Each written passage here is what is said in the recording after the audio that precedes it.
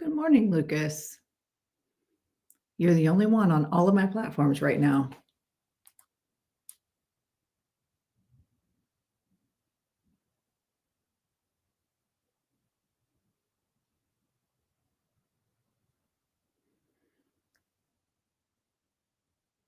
Hello, hello.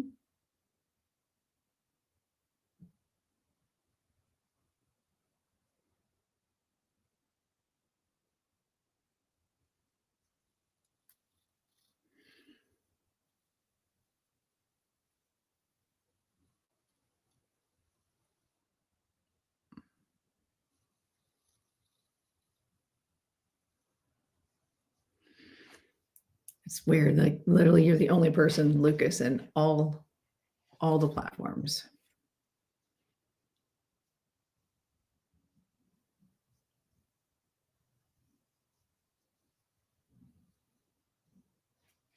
Hmm.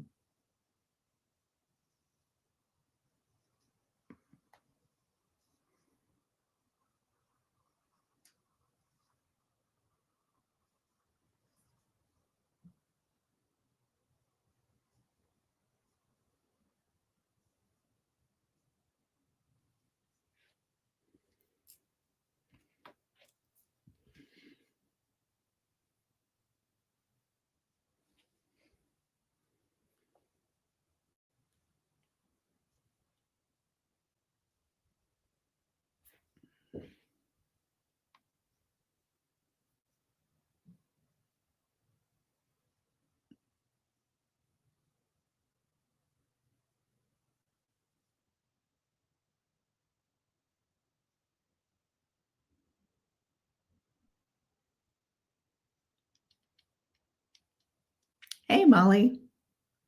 So, hey, can you go look and see if you can even see me on TikTok? It's showing that I have like nobody's seeing it all. Like 0 people in the room.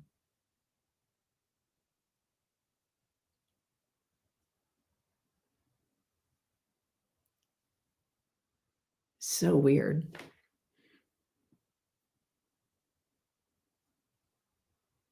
Okay. Hey, Michelle. Good. Well, one person. It's not going out for some reason. Oh, I didn't realize that, Molly. Oh, how did I miss that? I had no idea. Well, that sucks. Okay, well, I've got one person in TikTok. How weird is that? So good morning, good morning. So strange. Good morning, everybody. I hope we get more. Hi, Jen. I hope we get more people in here. We've got a special guest coming in today. She's not going to be here for a little while. She's because she's in like 3 hours time difference. It's real early for her, so she's coming. Oh, yeah. You have to like completely get rid of your account, I think, to make it completely go away.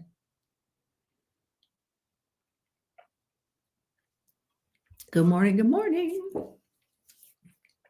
Welcome in, everybody. We're going to have Nicole Intuitive. It is on TikTok. Okay, so April, I am live on TikTok. I have literally 3 people in there. I had to restart it. Okay, I'm glad that Fred sees it. But hi, Fred. But it's just weird because there's literally 3 people and that's it. Yeah, there's always a lag on Instagram for some reason. It's like a solid 10 to 15 seconds.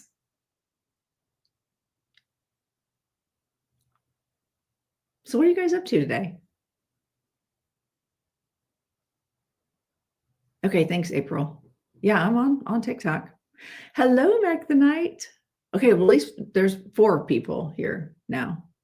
It's just so bizarre. How does someone have 37,000 followers and TikTok's just not pushing me out right now? It's so weird. Yeah, it's getting old, Molly, that's for sure. Thank you so much, Mac. Yeah, I love this is like by far I love this crown so much. I love my others too. Hi, Yessie.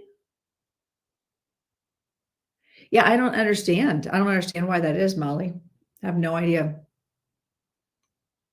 No idea. So all 7 of you in the TikTok, if you could start sharing it out. I wanna make sure we get the rooms filled. I wanna get people here for when, Nicole comes in. She's gonna be coming in closer to 11 o'clock instead of 10 o'clock because it's so early where she is, but I'm just so excited to have her in. I've got all my questions for her, and I'm so excited for you guys to meet her, and if you don't know who she is, you have to check her out. She's on TikTok, she's on Facebook. She does not have Instagram, I don't think. And she's on YouTube, but it's Nicole Intuitive Medium. She's fantastic. So fun. She and I have very similar vibes, like that whole F around, find out vibe. Like, and she's very, very ethical. Oh, thank you very much, Molly. I looked into Patreon at one point, and I didn't think anybody would like pay to watch me, you know? So yes, she is amazing and awesome. So I cannot wait for you guys to meet her and to get to know her. Got to kind of keep an eye out too in case she comes in early, which would be kind of cool. So I had an interesting week last weekend. I had trance class. Oh, that's really nice of you, Lucas. It's very nice of you to clean the house for your parents. That's so cool. Oh, you're so sweet, Molly. Thank you. Oh, I need to see the comments over here. There we go. Yeah. So yeah, it's weird. Okay. Yeah. Still not getting traction. It's so bizarre. The only people coming in are people I sent the link to. Yeah, so over in TikTok world, if you could tap the screen, share the live, do the things, and try to get some traction, because we're gonna have, like I said, an amazing guest.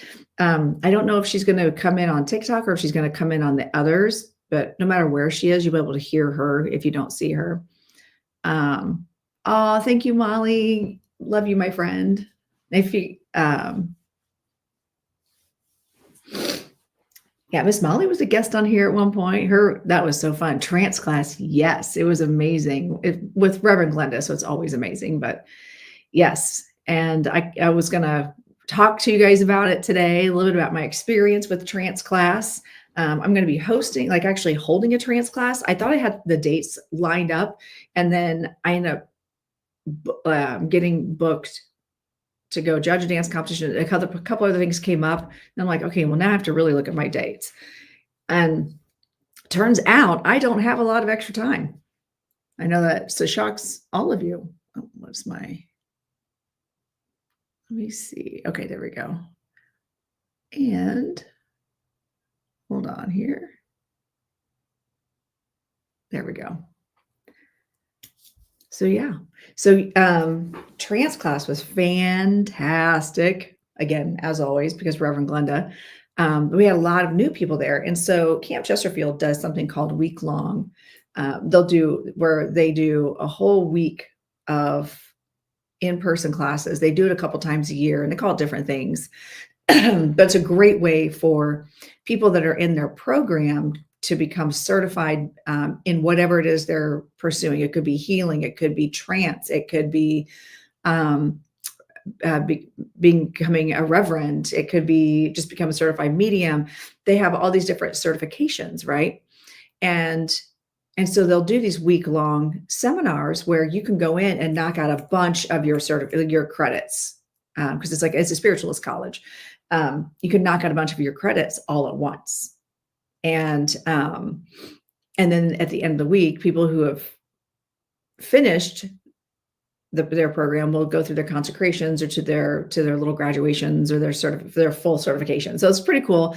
It's a very special time for a lot of people, because it takes a couple years. It takes a while for you to be able to get these certifications, and it's not easy. It's not easy. And it's really cool. But anyway, so there were a number of people in there who either had never done trance, who'd never really sat in a trance class. And and got to experience it with Reverend Glenda. Um, it's so Teresa Joe, it's actually which one are you talking about? The Camp Chesterfield or my class? Because my class schedule is not up yet, other than the classes I have coming up in May. And you can go to my website for that, lorendacarr.com. However, what I'm talking about with Camp Chesterfield, that was last week. But they'll have another one coming up. I believe they do them over the summer, and they do them in October as well. So you can go to campchesterfield.com and look up those dates. But yeah, it's a really cool thing. And they actually have ongoing classes through all year online now since the vid happened. They were forced to go online. I have been there. I've been working there, taking classes for about 4 or 5 years now. Yeah, 5 years now.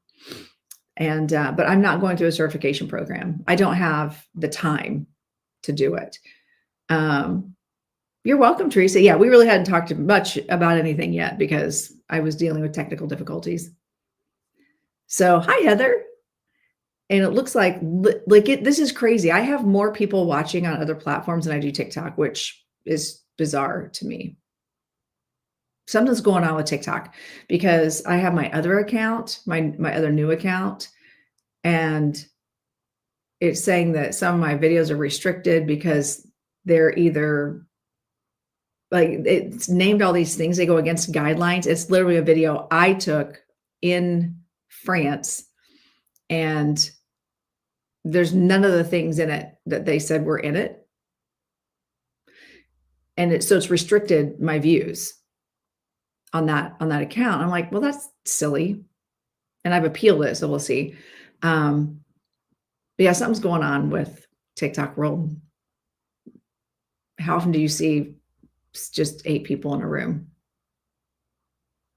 Right? Or at least in mine. So I think that I'm getting kind of suppressed for some reason. I don't know why. That is not cool. It is not smart. It is not. Because if a human were to see it, because it was like, it's a low quality video. I'm like, no, it's not. It's literally not. It's really actually a good video.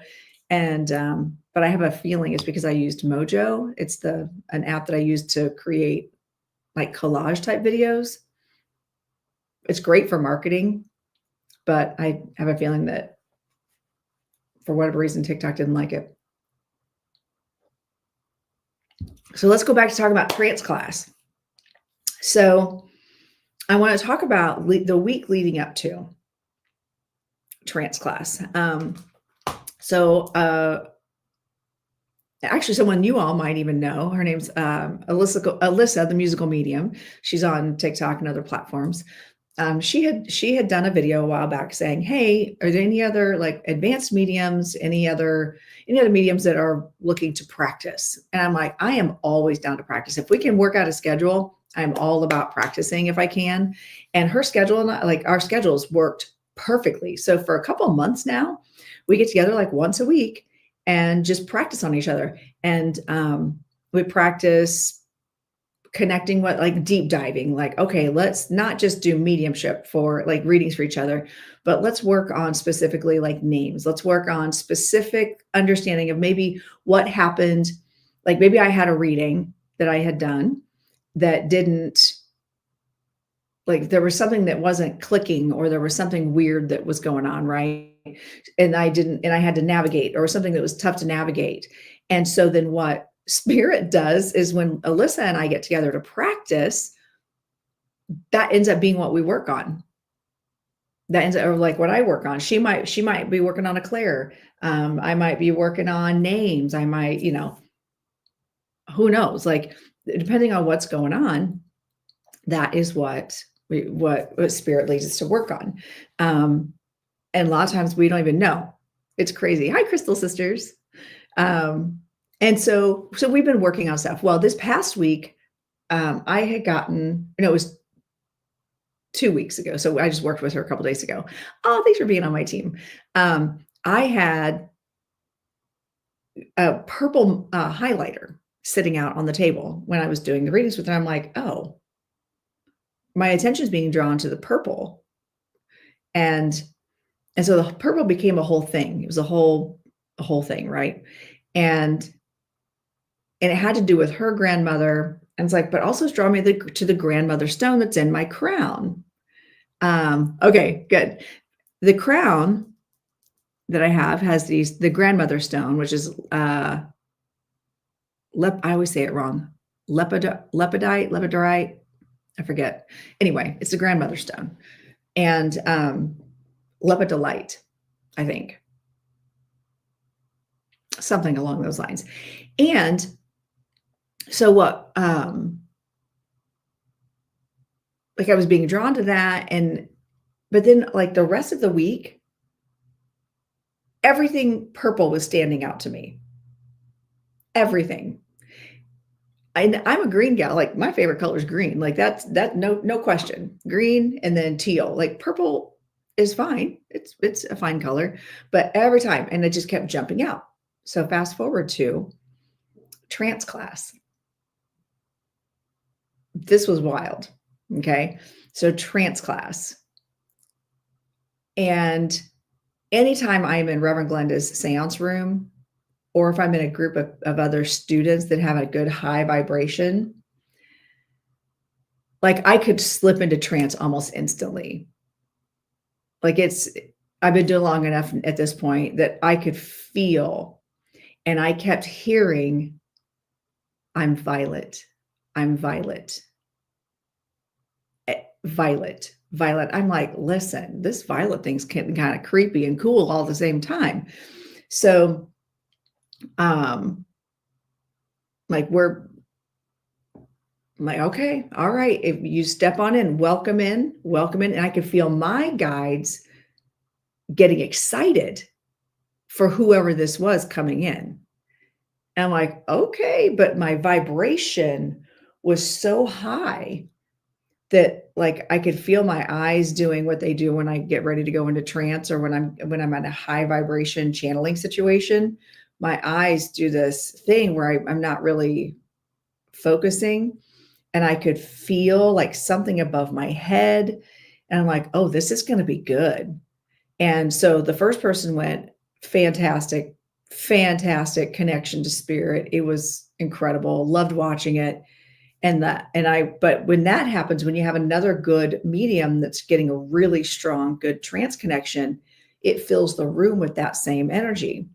And so I'm feeding off of that energy, and I could feel the expansion happening.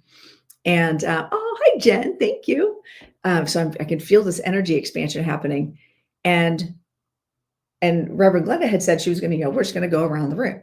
Okay. She started there, and that person was 2 seats over from me. Well, then she skips the person next to me and comes straight to me. And she always knows when it's like when I need to go, because I must glow. I must do something. There must be something weird happening, because she can see it every time. And she's like, Lorinda, I think you're going next. And I'm like, I think I am too. And she says, do you want to stand like at my table behind my desk? First of all, let's just talk about like, oh, be behind Reverend Glenda's desk. Like it's magic back there. It's magical over there. And it occurred to me, I've never stood while doing trance work. I've done channeling and stuff, but not like full trance. And I said, I think I do want to stand back there. Okay. And she like gets the chair ready. And she's like, okay, so make sure you hold on to the chair. She goes, since you've never done it standing like this, you want to make sure you have a good footing and that you feel comfortable. I stepped behind that desk, and it was just like, whoosh. I could feel the energy shift and change. It was so amazing. So then I could feel that spirit so close. Then all of a sudden, that thing that I could feel over my head turns into, in my mind's eye, a violet crown of flames. It was flames. And all of a sudden, I felt like I grew a whole foot taller. And I was like tall and super slender, and I had really long arms and very graceful motions. And I could feel as she's moving in and getting settled into my body. And she takes this, and she felt like she was almost a dancer, the way she stood, and she placed herself. And then when she spoke, I could feel her moving and speaking. Now, one other thing that happens during trance that a lot of people don't realize is even though our eyes are closed, it's weird because I can still see the room. Even though my eyes are closed, I can see the room through their eyes. So I can see people reacting or moving. It's bizarre but so cool all at the same time, right? And the she says, I am what you would consider a queen. And I'm like, well, that tracks. No wonder we're vibing over here, right? And she's like, I am queen. You can she said, I am the queen with a crown of violet flames, is what she said. At that point, I start to move way back. She just completely overtook my energy, and my consciousness is like back in the back room. I'm not even in the building, right? I can usually hear what's going on. So, somewhat, but it's like a dream. You don't remember. Once you come out of trance, you're like, oh, that was cool, but what did I say? You don't always remember like the conversation because it's not your thoughts. It's coming from another place. Hi, Ben. I see you over there at Instagram. And so she completely took over. I felt the crown floating. It wasn't like sitting on my head. It was like floating and circling. And she's talking about healing. And then I feel her go like this. And she takes a drop of flame and puts it in each hand. And she's talking about healing. Actually, if you look up Queen of Violet Flame, Carrie and I did some deep dive, Ben, and we determined it was Portia, the feminine to Saint Germain. Yeah. And I love doing those deep dives like that after trance, because they're always entities that I've never heard of or that I don't know. I knew who Saint Germain is, but I didn't know there was a feminine side, a feminine counterpart to him. I had no idea. So she puts the flame in the hands, right, Ben? Yeah. And I know, where I'm like that. Yes, sounds like she would. And she was handing the flame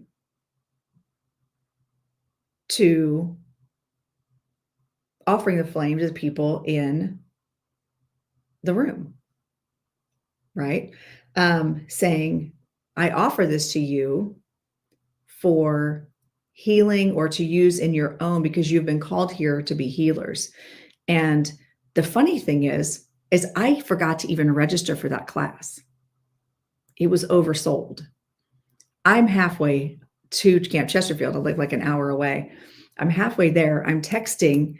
I was like, oh, wait, this is week long. This might be an actual class. It's not my regular class. Oh, crap. So I'm texting Glenda. I'm like, I didn't register for this. Is there even room for it for me? And she's like, well, we're a little oversold, but if you don't mind sitting on the floor, you're always welcome. I'm like, game on. I could sit on the floor all day long. Not a problem. I'll do my ballet stretches while we're there. All good. Yeah. And I get there and there was a no-show and I had a seat. There was a seat open. So that was kind of cool. There were the exact number of seats needed for the amount of people that came. And I wasn't the only party crasher either. There were a couple people that didn't show or couldn't make it last minute. So I had a seat. And so after this happens, like she steps out, I went back to feeling short again. Me and my 5'4" self, but she felt like she was 6 feet tall. Spirit be spirit. And that's right, Ben. I felt it was, hi, Lorna. I just felt so tall and queen-like. Um, it's so hard to describe her energy. It was very different than like Caradwin. We have channeled Caradwin. I've channeled an eagle, the a nuke. And I have channeled like a number of deities, Rising Phoenix. And her energy just felt just like all the other ones, very different. But still blended well with me because I tend to be a very feminine energy. When male or masculine energies step in to speak, it really changes everything about my vibration. It doesn't mix as well, but it's a blend, I guess. And it's not bad. It's just so different. It feels and reminds me of something metallic when a masculine energy blends with me to do trance. Where the feminine energy just blends right in like it's just part of me. Does that make sense? I hope so. I'm going to check on Nicole here real quick. See if she's, nope. Okay, we're good. So ever since then, I was like, okay, well, maybe I made that up. Like it's so funny when even as a practitioner, I've been doing trance for 3 years now, like 3 years this week. Oh, guess what? We got Nicole coming in. Hang on. Here we go. So, all right, we're going to bring Nicole in. Hello, my friend. How are you? Good. How are you? Good. So good to see you. You're early. I'm so glad. All right. So those of you in TikTok world, all 10 of you, if you want to head over you can see my friend Nicole on the other platforms, on YouTube, Facebook, all that. So if you want to head over there, you can. If you want to see her live, or you can stay here and just listen. It's perfectly fine. I was just talking about my trance experience this past weekend. Cool. At Camp Chesterfield. And it's always a wild experience because it's so funny because you can get imposter. I think even as long as we've been doing this, we still get imposter syndrome occasionally. Agree. And then we're like, wait, did I just make that up? I mean, I feel like I could have made that up. I mean, but I don't think I made that up because I don't remember all of it. So, it's funny. But how are you? I'm so glad that you joined me today. Yeah, I'm good. And I was ready early. So I'm like, let's do this. Yeah. I'm excited to be here. Thank you for having me. Oh, of course. Of course. Well, first and foremost, I want to talk a little bit about your journey for people who don't know you. I want you to like kind of tell me your journey. Like how did you get to where you are now? Like, or what made you go, I know I'm going to do this. Talk to me. Okay, my journey started with my own healing. If someone would have told me 20 some years ago, Nicole, you're going to be a medium and a hypnotherapist and a card reader, I would have laughed in their face. I had such a tumultuous childhood, abusive, fear-based. There was just so much toxicity in my childhood. So as I grew into my adult life, I was just a mess. My life was a mess. I was chasing all the right thing or the wrong things, and toxic relationships. And I just knew that I did not like myself. I did not like my life, and I just knew I was miserable, but I didn't know what to do or how to change it. And I ended up moving cities, like moving 5 hours away to be closer to some family. And ironically, I started a job there, and one of the ladies at the front desk was talking about taking this card reading course. And I'm like, ooh, I love psychics, having no idea what psychics actually were or how it worked. I'm like, they're telling my future. So I jumped into that card reading course so quickly. It wasn't the greatest card reading course, but it started me meditating. And then I started to realize how I could start healing my own stuff. It just felt so good to make connection with myself. So I just started meditating and meditating and meditating. And it just started opening up my intuition. And like the rest is sort of history from there. I started like meeting the right people and taking some courses. And it just started like exploding open. And it just happened so quickly. And I can really thank the meditation for that. Like there was times when I was meditating hours a day, and just that connection with self will take you exactly where you need to go. So that's why I always say to people, don't set out to be a medium or a card reader. You're kind of doing things backwards that way. Set out to heal your stuff and to make your relationship healthy within yourself, and you will be led to exactly where you need to be. So that's it in a nutshell, kind of. I love that. Now, when you were taking like your classes and stuff, did you just go to a local place, or did you go to talk me about the education? Like what kind of teachers, classes did you take from all the things? I have taken so many classes. I have taken them lots of them locally from different spiritual people in my community. I've traveled to other places in my province to take courses. I've traveled like 7-8 hours away to take some things. Yeah, I have so many courses under my belt, but you rarely hear me talk about them because I've sort of like incorporated everything into my own way or my own method. But yeah, lots of people are like, oh, I want some Reiki. And I'm like, oh, well, I do energy healing and Reiki's in there. But there's just all of these things are just combined into my own stuff, I guess you could say.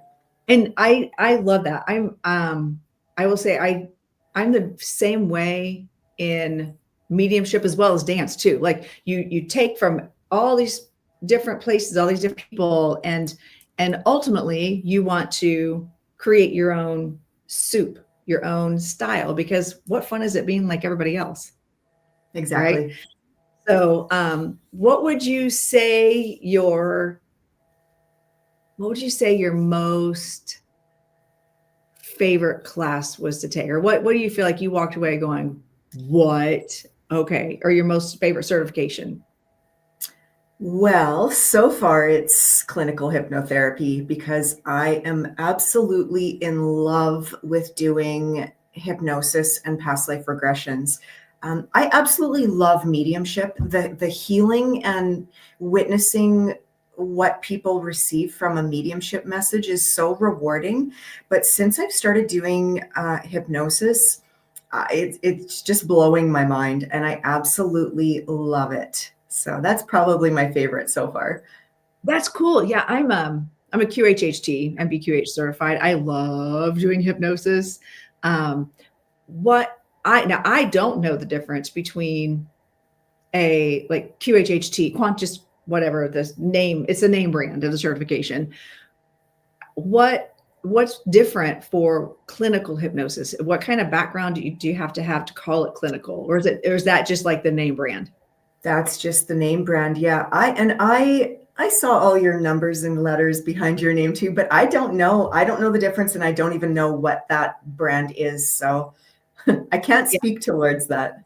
No, QHHT is done from like Dolores Cannon, and her husband developed this back in like the 60s, and accidentally, like getting into the past life stuff. So it a lot of modern hypnosis was based on her techniques, like quantum healing. But obviously hypnosis was done before then. So it's just I'm not sure. It's kind of like what came first, the chicken or the egg kind of thing. I think they were working on hypnosis for other things, and then someone started coming through as their past self, like from a past life. So that technique was then developed over years. Now there's like a bajillion of us that do it. So, but it's past life. You can do the healing through, it's the same thing. But I just didn't know if it was like, with calling it clinical, if you had to be something different. I didn't know. I didn't do my due diligence. I'm sorry. Neither did I.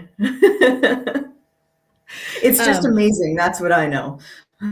It is. It really is. Now, when you do hypnosis, do you well, first of all, do you do them in person? You do them in person, or do you just do them I do in virtually? person and I do via Zoom as well. Most of my Okay. clientele is via Zoom. Most of mine are too. I don't know. That's not true. I say I'm half and half. I get a lot of people locally that will come and do in person. Um, do you find that being a medium and being able to go to the places that we go, when you do hypnosis with someone else, do you find that you kind of slip into that place as well and go along the ride with them? No, I really try to separate that and keep myself out of it because when I first started doing hypnosis, I found I was probably going into that state and becoming so super ungrounded. And then I would do a few sessions and I would just be like, woo, where am I and what am I doing? So I realized I need to start really separating and really creating that boundary between the client's energy and where they're going. And so I've really worked hard to kind of separate that to keep myself in my own energy.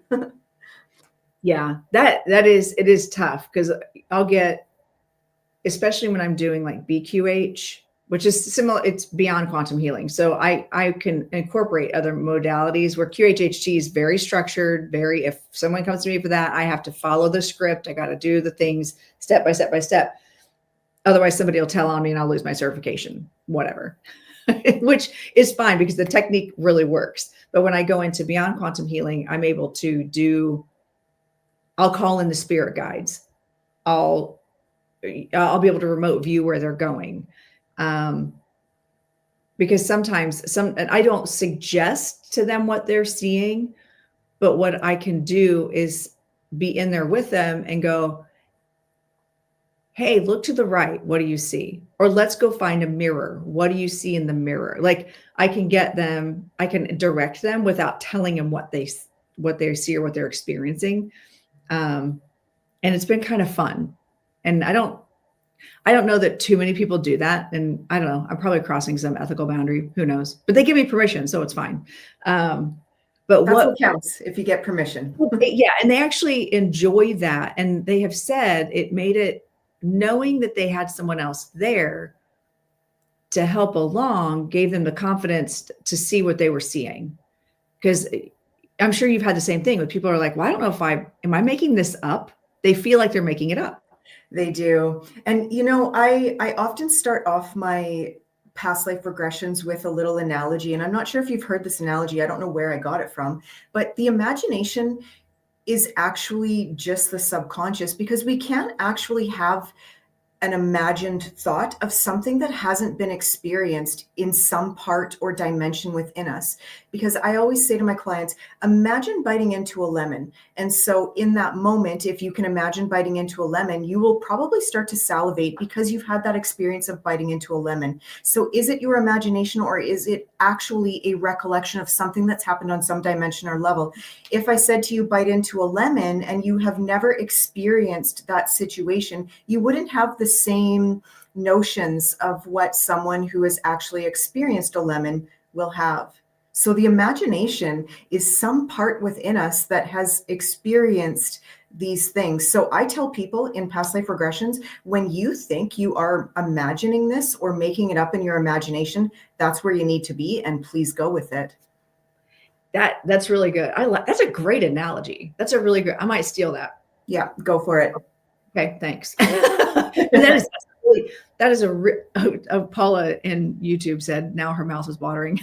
Right? Because you've had that experience. If you didn't have that experience, you wouldn't have that imagination or that ability to concoct that situation. So the imagination is some part of us. As humans, we call it the imagination. As our spirit, it's some element of our soul that's somewhere. It's there. Yeah. It's somewhere. It's out there. It's out there. That's also very, very true.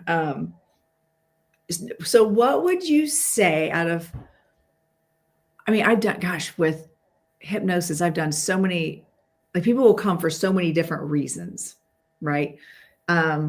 I I don't really like when people say, well, I want to quit smoking. I'm like, well, then you choose to.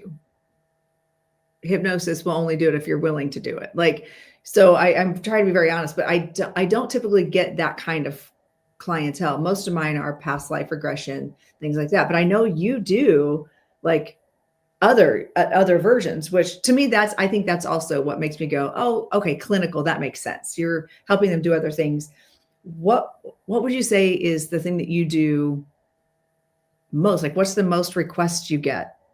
The biggest request I get is weight loss and snacking issues. And I think it's because when I first got certified in hypnosis, I did my own session because I had an aggressive issue with eating in the evenings and it was really, really bad. So I did one session and it's been forever and I haven't snacked in the evening. So one session just completely took away the desire and that urge. So I talk about that on a regular basis. So I think most of my clients can relate to that because most women have some sort of, food or eating issue somewhere in there. So most of my clientele are coming for weight loss and snacking and eating, but I have done chewing tobacco, vaping, smoking, a peanut butter addiction, people who come just because they want to work on their confidence or their self-worth. I've had people who come just because they want to play a better game.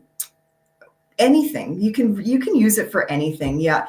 I've had people actually, when we were talking earlier about kind of being part of the session, I have a funny little story here. A while ago, I did a session for motivation and productivity. And after that session, I found myself, I wasn't aware of this until later, but I found myself being super productive. Like I did so much in that day. And at the end of the day, I'm like, wow, I did so much. Where is this coming from? I never do this much in a day. And then I realized I did a hypnosis session for productivity and motivation. And I thought, whoa, was I just so open and receptive to that or was I in the energy? And that's when I started realizing, I think I maybe got to separate a little bit, although I did appreciate the motivation, but yeah. Right. But yes, I've done a wide range of things, but the most common is eating and weight loss for me. Okay. Yeah, that's crazy. And I tell people, or not people, I will tell spirit, bring me the people that I can learn from as well, that there's an equal energy exchange, that that's like that whole, like, not in a selfish way, like only if I get something out of it, but because my time is so limited to be able to do these things, and I got to spend a whole day with them because I don't know how long do your sessions typically take when you do the hypnosis? 1 hour. Okay. So that's the things that we do with QHHT. The expectation is that you set aside your whole day. Oh, Because you have to meet with the client, you hear their story from beginning to end, you hone in on everything, all their intentions. Like I've got a whole notebook filled with information about them. Now, I don't have all day. I've narrowed it down. So, but I would say 3 to 5 hours with each client, wow. because the hypnosis session itself goes 2 hours because you're exploring the past lives, they're experiencing everything, but never more than 2 hours because you don't want them to feel sluggish the rest of the day, even though we set that intention that they don't. But yeah, and then you have the discussion afterwards, so they record everything, but get those images in their mind of what they experienced. So yeah, when I do those are long. If there's healing, those are long sessions. If they just want to like see their past lives, those are about 90 minutes, beginning to end. And I only do Okay. those also. You're not coming to my house for a 90-minute session. That's Zoom only. I'm not cleaning my house for that. So now you also, I don't know. Okay. So one more question on the hypnosis stuff. Because I don't get to talk to other people that do hypnosis very often. What would you say if any of the sessions or success stories stood out to you most? Like what would you say? Like what kind of stories stand out to you? Well, I recently had someone who came because they wanted to let go of some addictions, and she worked on a couple addictions, and I haven't touched base with her connected to the other two addictions, but she stopped smoking, I don't know what I can say on here, marijuana, right after one session. I had another lady who lost 15 pounds after one session. A couple months later, I, I've had lots of people come for confidence and self-worth, and they have shared so many heartwarming stories about noticing their self-worth. Just like this one lady said to me, that she had a sweater on at this event and she was so roasting hot and she would never take off her sweater because she had on a sleeveless shirt and she would never show her arms. And she says, I just freely took that off and just rocked it. Like just little tiny things. Yeah, just people noticing these little day-to-day things that, talking nicely to themselves. Another lady said now that every time she looks in the mirror, she says positive things to herself, and she would have never done that before. So just lots of little things. It's just so rewarding, isn't it, to hear all of the feedback?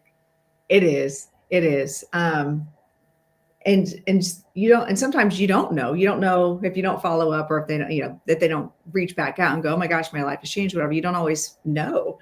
But yeah, I think I had one that in my early days when I was still training, where I had a lady who was deathly afraid of fire, like would not go near fire, was like just deathly afraid, and never had any interaction with fire. And to create that, and to create that fear. And turns out she had been burned at the stake, Salem witch trials kind of situation, but also in another life on top of that had died in a house fire. Wow. So she got a double whammy there. I'd be like, yeah, I'd be afraid of fire too. So when we went and talked to the higher self and got more explanation, and I was like, is that even necessary? Because that's one of the questions we ask, is like, is asking the higher self, is this necessary in this lifetime? Is this keeping her safe somehow? Or is this something she chose? And they're like, no, it's literally residual. Like, can we just disconnect that? A week later, she messages me and says, you're not going to believe this. I'm like, try me. She said, she goes, my wife and I went to a bonfire, and she says, because what would happen before, she would have a visceral, like, body reaction. She's like, my brain goes, used to be afraid of that. And she goes, there was no fear. She goes, I sat there, participated the whole night. And she goes, I cannot believe how much joy had been stolen from me over the years. And now I get to just be a normal person and not be afraid of fire. So it is, I fully believe in that. And I know you do too, because you see this work all the time, to really see that it works. And I do have, it's usually men, not going to lie. Usually the men will come and they'll be like, well, I don't know if I believe in this woo-woo stuff. Like, well, it's not woo-woo. It's science. Whether it's past life or not, your subconscious mind has things to say, is holding on to stuff. Let's see what we can do. And they're just mind blown too. Those are my favorite, to be honest, to work with. Now in Instagram, April asked, what makes it harder for some people to go under hypnosis? What are your thoughts on that? Well, lots of people come to book a session and they instantly start off with, I'm scared this isn't going to work. I'm scared I can't shut off my brain. I'm scared I'm overthinking and overanalyzing and you won't be able to do this.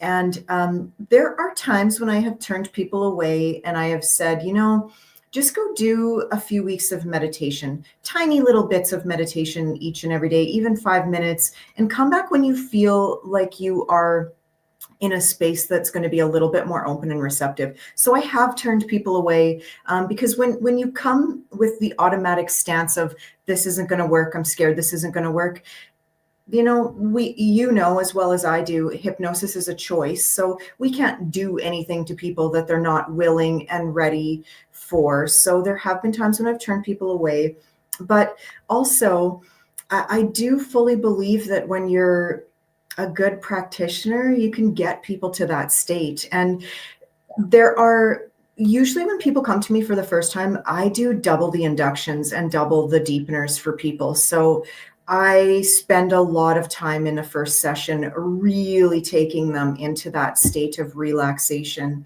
So, yeah, that's Now, what I do would say, you I guess. do you do multiple sessions with people typically, or are you a one and done? Like, how does that typically work? I've done a few multiple sessions with people, but for other things. No one has come back yet for the same. Actually, someone had booked. I did a session for a lady for vaping. She's been smoking and vaping for 20 years. She did one session and she's been down 80% with her vaping. But she's like, oh, I don't want to stay at 20%. I want to get rid of this 20%. So she is coming back for another session.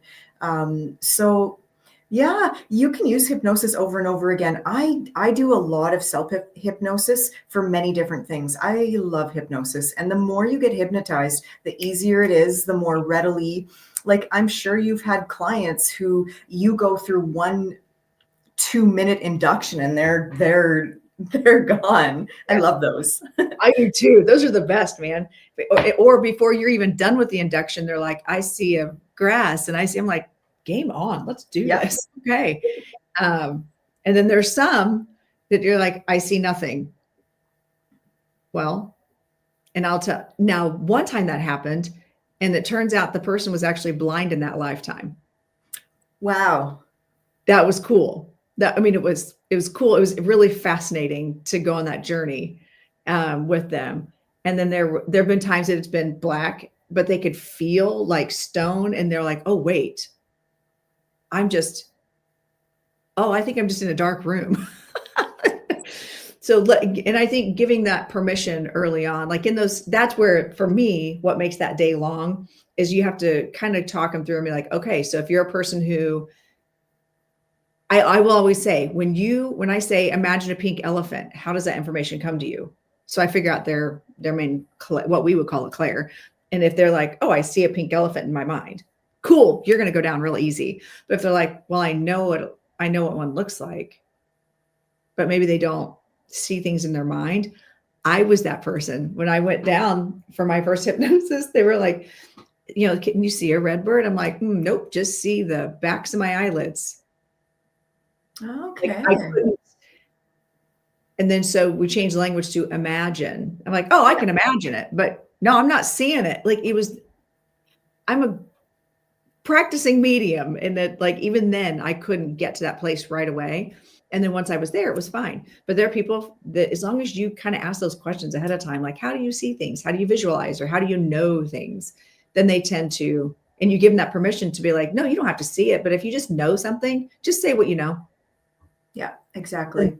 Then I think you're kind of removing those barriers and those fears of what they might see or understand. Now, when you do,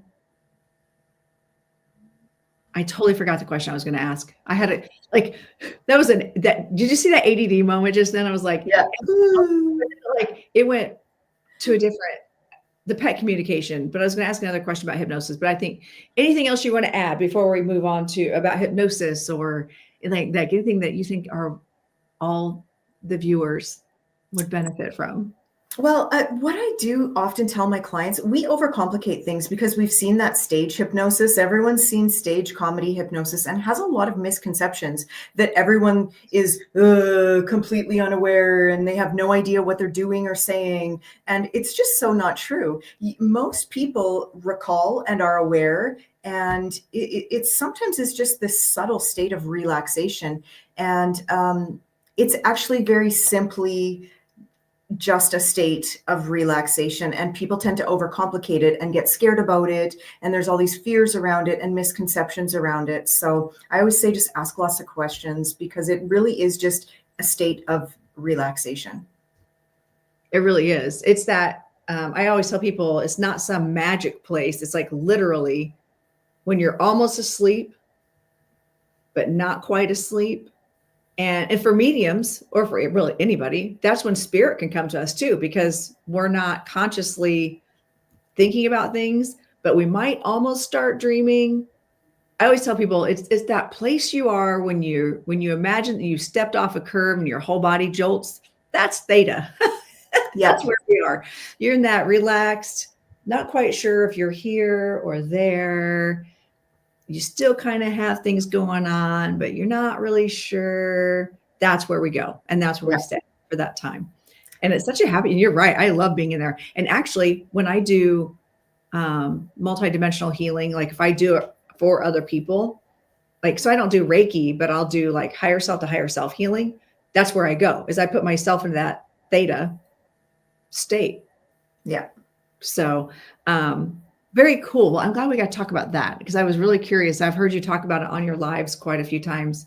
And I'm glad that we had this chance for you to talk about it more, and hopefully maybe you'll get some more clients.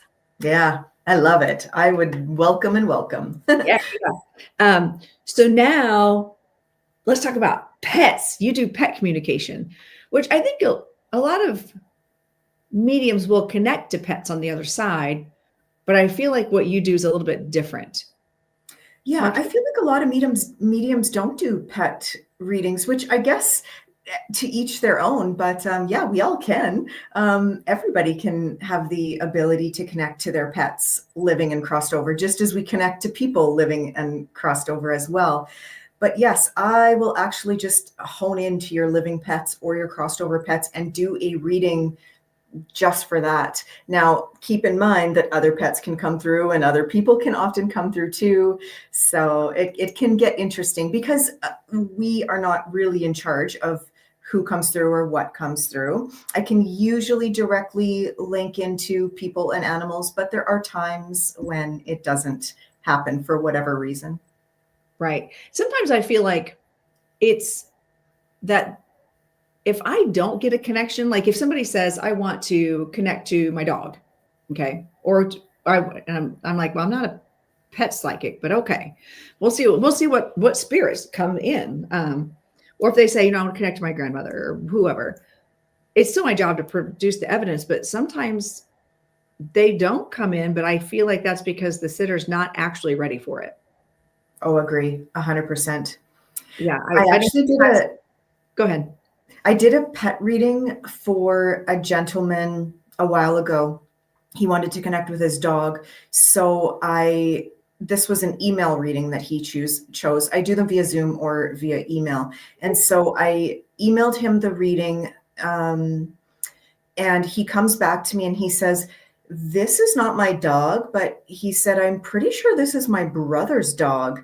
This was a crossed over dog. And so he said, let me get back to you. And he messages me back and he says, my brother is in tears. He validated every single thing in here. He had no idea that you could even do pet readings. And he has been holding this burden connected to his crossed over dog for years. And he needed that reading, which he would have never chose to get on his own free will. So the dog used his brother to come through. So you can't guarantee who comes through. Correct. And that is something that I will, whether again, people or animals, like you don't know. And which makes it, I think as a medium, it kind of makes it kind of fun, especially if you're open to that. If you're open to the no, especially, like you're like, well, it's okay. That doesn't make sense right now. I trust it. I trust my guides. I trust my connection to spirit. So I know it's legit. Let's figure out where this is or where it lands. But yeah, and actually I was just working with Alyssa, the musical medium, the other day. Oh, I love her. I love her too. We practice together once a week. We're like, we need to hold each other accountable, like deep dive and really hone some techniques.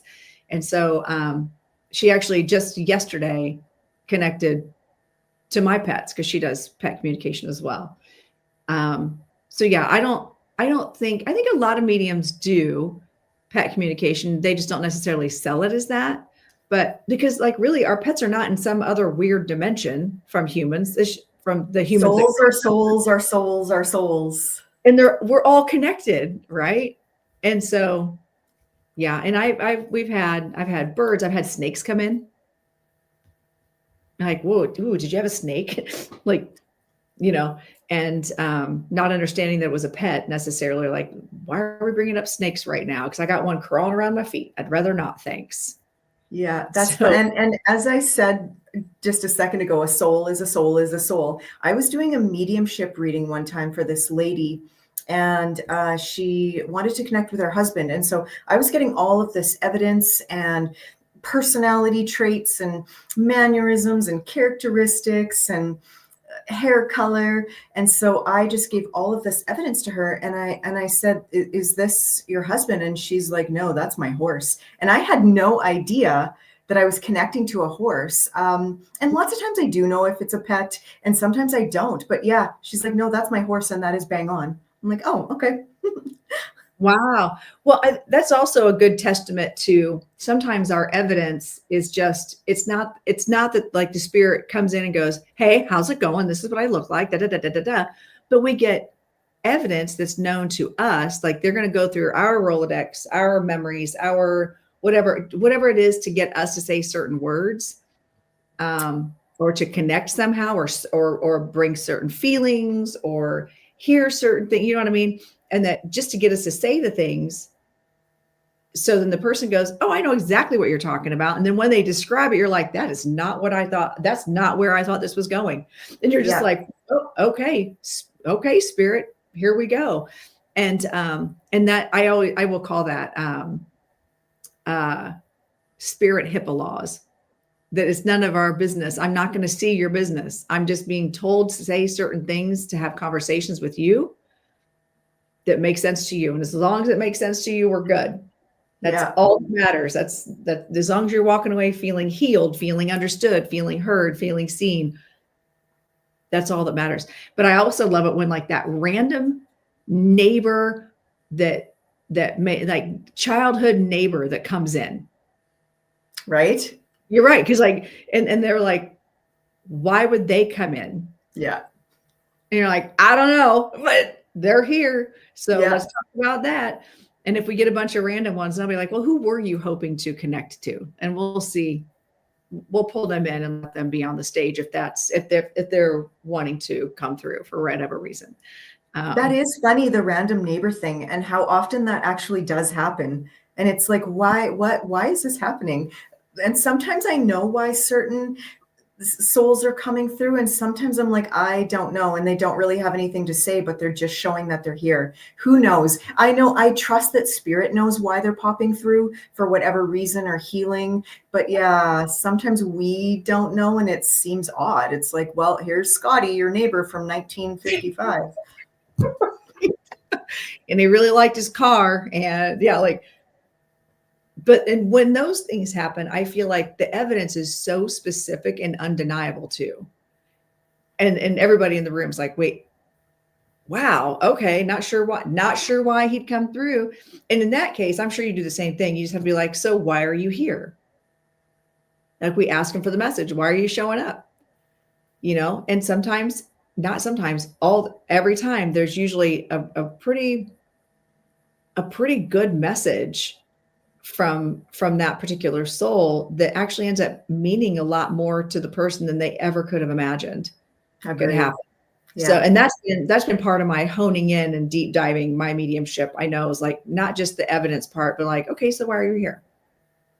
What advice would you give the person that you came to see? You know, don't just, now you're just showing off. You're just giving evidence. You're just showing off. So why are you here? Yeah. So I've really learned to start asking more from the spirit and requiring more of them as well to see. And it ends up being healing for the person, even though they never expected it, which you and I are on the same page. We don't do mediumship to just show off and be cool. We're not a dog and pony show. We're in this to heal. We're in this to improve the continuity of life. We're in this to, I love your stance on ethics. I think that's probably what drew me to you most. You also remind me of one of my really good friends that's a medium. Her name's Michelle. And you have a lot of her mannerisms. I'm like, oh my God, they could be sisters. It's crazy. But also just your strong sense of ethics and your You're like, no. And and also your videos are just hilarious. Thank you. They're funny. They're funny. I'm like, yep, yep. I feel like if we were neighbors, we'd be friends all the time and just smack and Aw, like just acting crazy love that. and saying crazy things. Um, but anyway, so what made you decide to do? You've got a huge follow, like you have a really good, solid following on multiple platforms. Where did you start? Like, where did you start on TikTok? Did you start on YouTube? What made you go, I know I'm going to do social media as a I medium? started on Facebook like way back in the day, and yeah, I people are just really drawn to me. They're either really drawn to me or they're really opposed to me, one or the other extreme. Because I do have those strong ethics and those strong boundaries, which you need. If you're doing any type of this work and you have unhealthy boundaries, you will be ripped to shreds, or you will just be a mess. So you readers and mediums and anybody in this profession, if you don't have healthy boundaries, I can spot that. I can tell right away. And so you also don't really want to be connecting with readers and mediums who don't have healthy boundaries, because that just creates a messiness. And also readers and mediums who don't have their shit together too. I'm sorry, like you don't even trust in yourself enough to intuitively be in a good spot, and here you're allowing other people to, I don't know. I don't want to start, I'm not here to just cut people down, but you do No. want to be important who, or be very, it's imperative to know who you're connecting with and letting into your energy. And they should have their shit together. They should have healthy boundaries. They should have, integrity, and they should have authenticity, and they should be doing things for the right reasons. And, it's even like, when I say I've turned people away, I've turned so many clients away. You don't need a reading. You need to meditate, or you're not ready. That desperation is not a good space to book a reading. That's to me, that's integrity and authenticity. And those are things that you need to really look for in readers and mediums. But yeah, I forget what the question was, because ethics are just so important to me, so Uh-huh. important. And oh yes, the social media. Yeah, so people are either really drawn to those ethics and boundaries, or if they have unhealthy boundaries within their own self, it comes across as not very appealing, or it can come across as abrupt or rude or mean. And I'm sure you've probably witnessed this in your own journey as well, right? Those healthy boundaries are viewed as can be viewed a certain way if you don't have healthy boundaries within yourself, because you can't get what you want. Those people can't get what they want, and they can't sort of manipulate you to get their needs met. And so that can start creating certain type of feelings within people. So I like that. Feelings. Yes. Well, and social media it is such a hard space to go into without the strong ethics. I mean, that's one of the things I really want to talk to you about too, was the ethics and how, that's something I so respect about you. Because even among practitioners, seeing, on play their lives play out on social media, the fights between them, and like practitioners doing the things that they do on social media. Like, I'm like, that's different than just going down to your local tarot shop or like meeting with friends in the neighborhood doing that. It's a whole different ball game. Like, you're responsible for, if you've got 50,000 followers, you're putting it out there for potentially 50,000 people, or maybe 12 people and 37,000 bots. I don't know. But, you are like, I feel like there's just such a responsibility that goes with the social media. And I try to tell people all the time too, just because someone has a ton of followers doesn't make them an ethical medium. As a matter of fact, I tend to be leery of people with like tons and tons and tons of followers, because it makes me wonder, like, what kind of, I've seen the sensationalism, yeah, and then you're crossing the boundary of the ethics. yeah. The dramatics, the theatrical stuff, the unethical yes or no questions, which I cannot. Oh, Those are all red flags. And I will even say, over and over again, just because people are famous, TikTok famous or TV famous, doesn't mean they're doing ethical things as well. So I think people are just blindly following the masses.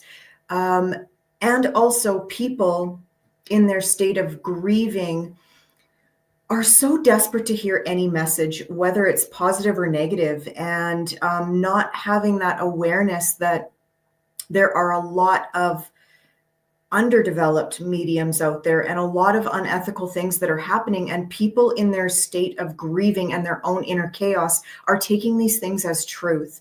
The amount of times that I've heard people say that mediums have told people their loved ones didn't make it to heaven, or their loved ones are angry at them, or they're stuck, or they can't come through because they're busy.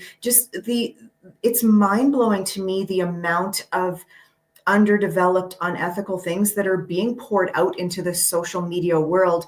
And it is also, it's sort of just, it's a lot for me to deal with, because it just infuriates me, because most of these rooms are the rooms that have thousands and thousands of people, and people are just like, oh my God, I love you so much, I love this. And it's just unethical. And it's mind-blowing. It is mind-blowing. Probably one of the worst things I've heard or I've seen, like someone with over 1 million followers said, was like, oh, your loved one's stuck. Your loved one's stuck and can't cross over because you won't let go of them, because you love them too much and you won't let them to go to heaven. How does that leave the human feeling? That will destroy a human being. Yeah, it will. I mean, especially if they're just that desperate to hear from their loved one, and then to hear that it's your fault that they haven't crossed over. Because you love them. It's your fault because you love them. Right. Yeah. You need to let them go. Or somehow they're stuck because you didn't do enough for, another one I heard was, you didn't do enough for them when they were alive. Yeah. So they're stuck. They can't move on. Yeah, I've heard that too. I have also heard a very famous, TikTok famous, and a famous medium telling people that she can channel people from hell. And if they were bad people in life, they will come through attacking you in a mediumship reading, and they will still be narcissists, and they will still be angry, and they will attack you. But they're in a space of hell. And this person has 2,000 people in their live feeds all the time. So spreading this type of message to people, and people are believing this and just taking it because they're famous. And I just don't have words sometimes. I just want, what can I do? Right. It's awful. And there's nothing, that's just it. There's nothing I can do. Like, you and I can't do anything except continue to educate, which is, again, one of the things that I really love about you and the content you put out, is that you're like, ethics. And no, they're not stuck. We're educating. I feel like it's not just about the readings. It's about educating people and helping them understand that, no, we all cross over just fine. Yeah. And no, you don't need a human to cross you over with salt and candles. And a human full of ego and, less light, and like, it doesn't even make sense. Right. So I always tell people, if you have left any type of reading or witnessing a reading or any type of connection, and you've left there feeling heavy or yucky or scared or concerned for your crossed over loved ones or yourself, you need to block and get away from that person. Yep. 2 thumbs down. Yeah. You should definitely feel either inspired, or like my job, I say this all the time, my job as a medium is to prove the continuity of life and to give spirit a voice that they normally wouldn't have necessarily. But also because, we as human, I tell people all the time, like, well, tell my grandma that I miss her. I'm like, you just did. Before you even had that thought to tell me, they already know. They already know. The way, like, they're fully aware. They're here to support you because you thought about them. they're here for you, and just to prove, just to show that they're okay, and to deliver, maybe to allow and create that space, to hold that space for them, for the sitter who is just learning how to believe, or like we're proving to them, okay, here's grandma. This is how I know it's grandma. Da da da da da. And then what conversation do you want to have? I mean, she can hear you, but here's what her response is. Yeah. Here's what she here, and here's, and I always tell spirit, like, listen, don't be coming here with the, oh, but she loves you and she's okay. Bullshit. I was just going to talk about that portion of emotional Yes. manipulation in mediums. Yes. Please do. because people are like, do you do evidential mediumship? And I'm always like, what other kind is there? Right. That's what mediumship is. It is evidence. Otherwise, you're just being emotionally manipulated. Oh, grandma's here. She loves you. She's proud of you. And she sees that you're stressed. How do you know that there's no evidence there? But there's a lot of mediums delivering that type of stuff, and generic. If you've ever seen my mediumship, you know I'm very detailed on I will hone in on tiny little things because I don't want to be generic. I do not want to fall into that category. So I'm like, give me specific, accurate, detailed things, because I'm not the one who's saying, oh, there's rainbows and butterflies and she loves you. She's hugging you. She loves you and she's proud of you. But people, when they're in their emotional state of grief, Yes, they will eat it up. Yep. Oh my God, that is my grandma. She did love me. Right. Is it grandma or is it your dog? I don't know. I can't tell, but they loved you. Yep. Yeah. But people are buying into this, and it is, again, it is just really about spreading the awareness. That's not mediumship. That's emotional manipulation. And also, I'm going to make a new video on this because this has really been strong in my ethics window lately, is the mediums who are celebrating their evidence. They give a piece of evidence and they're like, oh, wow, oh my God, wow. Did I just get that? It was so amazing. Oh my God, did you see that? Look at me. Thank you for paying for this time and giving this time and money to see how amazing I am. So be careful of mediums who are celebrating their evidence. I've seen people celebrating themselves in a reading more so than giving a reading. You're taking away from what the sitter should be receiving, and that's pure ego and insecurities coming in. You should not be celebrating your evidence. And don't get me wrong, there's some cool stuff that comes through, and there's times that it's taken me by surprise, and I'm like, wow, that is cool. That was cool. Yeah. But I've seen just this celebration in a reading, and the medium just taking away from the reading because they want everybody to know, whoa, wow, wow, wow. Oh my God, I did that. Yeah. And it's just the amount of, I don't know if it's underdeveloped or if it's just, those aren't authentic connections to spirit to me. Because or authentic connections to yourself. Correct. That's more of it, I think, because I think I've seen, developing mediums that they can get excited. It's okay to get excited, by the way. Agreed. But when it becomes all about you and how gifted you are, that's different. It's okay to have that light in your eyes of like, wait, that was right. Yes, it is. It did, and it blows your mind every day, right? It does. And I ask that of spirit. I'm like, I like it. Yeah, it blows your mind. I want to be like, show me something new. Teach me something new today. Help me stay excited. I never want to feel like this is just what I do. It's mundane. And I remember even a good example of that, like even when we moved to this town, I remember driving through this neighborhood going, wow, I live here. Because I grew up in a very, very poor, very, very poor. And I was just like, let me never, ever take this for granted. Every single time I come home, I want to be like, wow, that tree's beautiful. Oh my gosh, that bridge is gorgeous. I live here, and help me celebrate. And I do the same thing with spirit. Help me be amazed. Yeah. Remind me that this is I'm not a person who believes that, oh, you only certain people can be mediums. You have to, I believe we're all connected. The gift is the space and resources to develop it. That's the gift. Agree.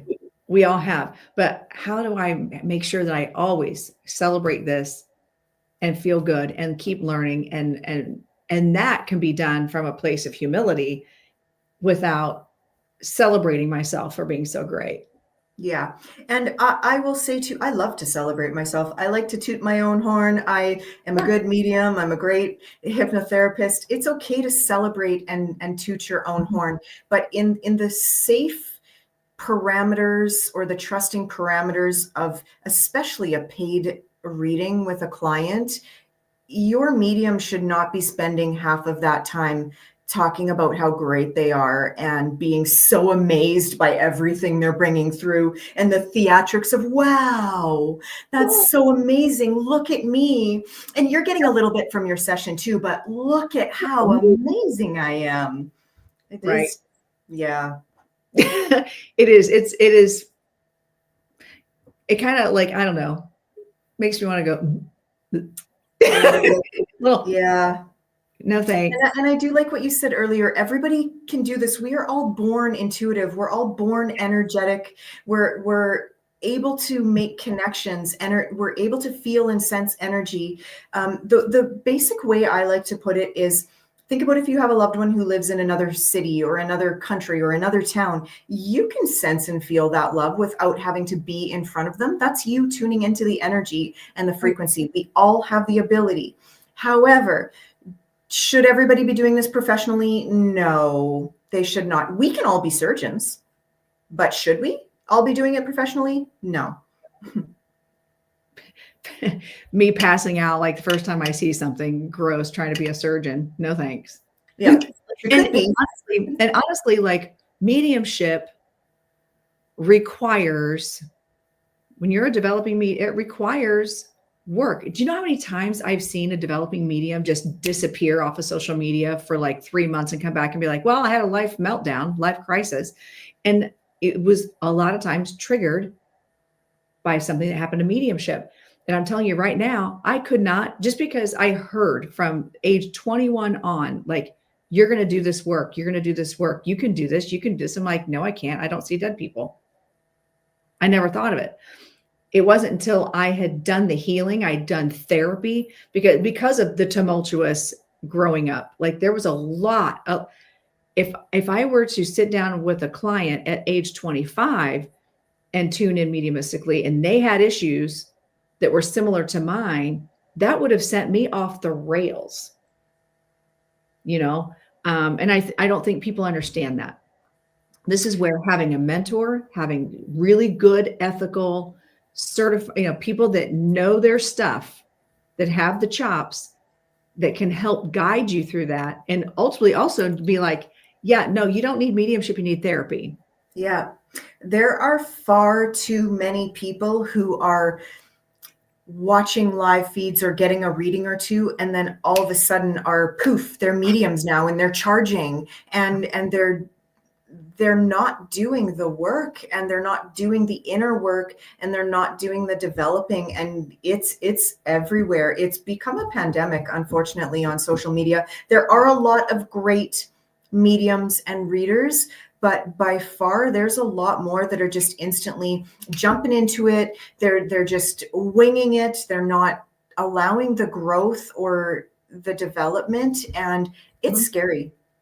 Right. Well, and you know this, when you are doing a reading, going back to the HIPAA laws, right? The spirit HIPAA laws, you might see something that, even if you've done your healing, right? But if you don't understand how this works, that you might get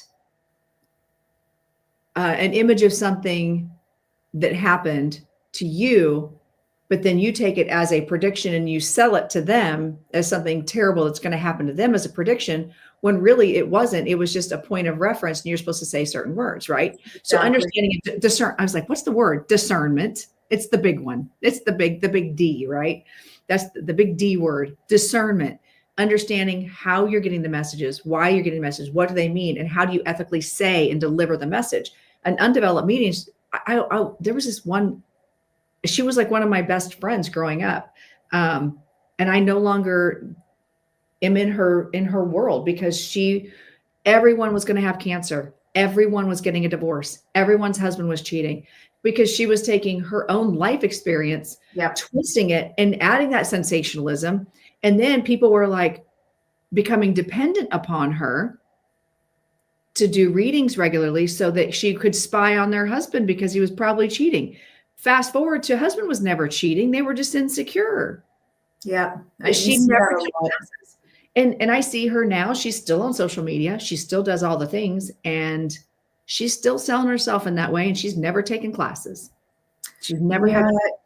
You can tell when people are doing their work, their inner work, and you can tell when people aren't. And yeah, it's heartbreaking. It's heartbreaking. And I wish that I could.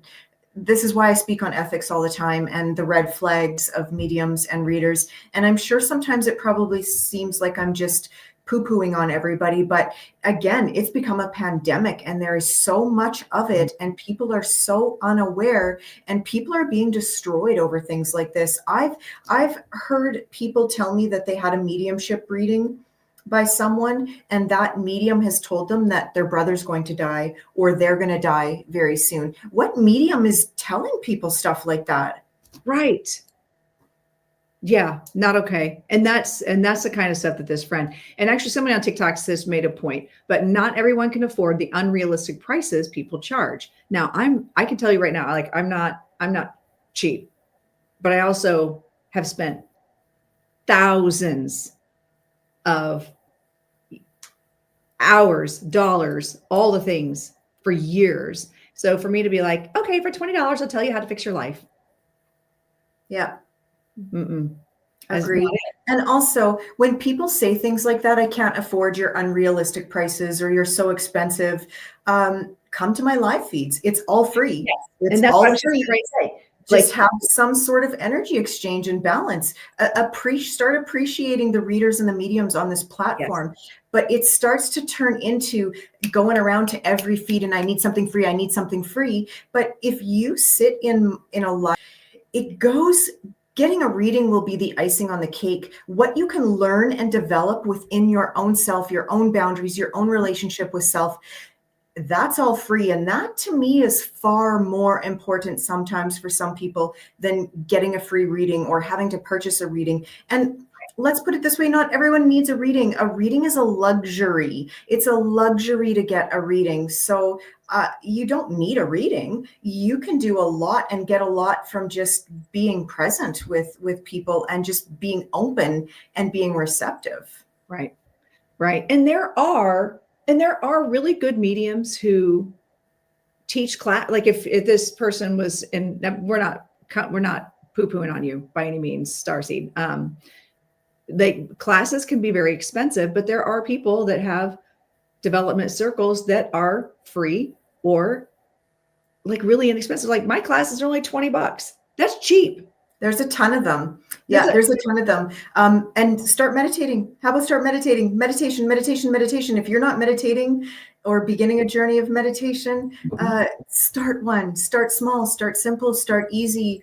And I will say this too, because I've heard this, and I don't know who made that comment. This isn't about the person or the comment. I know. And she just said, no, I'm saying someone on here charges $500 a month for classes. I better be doing some, that is a lot. Yeah. Unless you're getting a certification out of it in the end, like a legitimate like, I don't know. That seems I'm hit and miss with people's pricing and charges because people are free to charge what they want and correct. And we are free to pay it or not. Exactly. Move on and find someone else. I'm not really going to condemn people for their charges or their pricing unless their quality. And I've seen that where the quality doesn't match. But I Right. will say for some other people, they do charge a bit more because they want to weed down their schedule. And so, there's other ends to the spectrum when it comes to pricing. But basically, I do kind of want to just touch a little bit on people who, I can't afford it. I can't afford it. In terms of hypnosis, I've heard this many times. People have come to me and said, I want to quit drinking or I want to quit smoking. And I'm like, okay, here, you can do a session. It's this much. That's too much money. Okay, but you're spending $300 a month on alcohol, but you can't afford a Right. session. So it's more so the priorities sometimes for people. But I will also say this, when you start becoming in alignment with yourself and your relationship, you will find yourself creating that space of abundance. And so people who are broke or never have money, there's a disconnect within your own relationship. There's some part within yourself that needs to be healed because abundance is everywhere and it is fully available to everyone and everywhere. So start healing that part of your relationship that is creating that story or that narrative for yourself. And you don't need to pay for a reading. You can start meditating. You can do that free. Yeah. Yeah, exactly. And people, and I feel like my job as a medium, as a spiritual creator on the internet, whatever, as a teacher and mentor is not to, it's to show you the power you have. You shouldn't need me. You should not need, don't be codependent on me. I'm lucky to handle my own business. Like I can't handle yours too, Yeah. but how, you're right. Like how I can show you some tools. I can give you some tools, but it's what you do with them. And if you've got, I think people are afraid to sit with themselves because they're afraid of what they'll see. You said it. And they're afraid to get down to the truth of what's really standing in the way. And sometimes it's easier to be told than to feel it. Yeah. And that's where I think you're right. Meditation.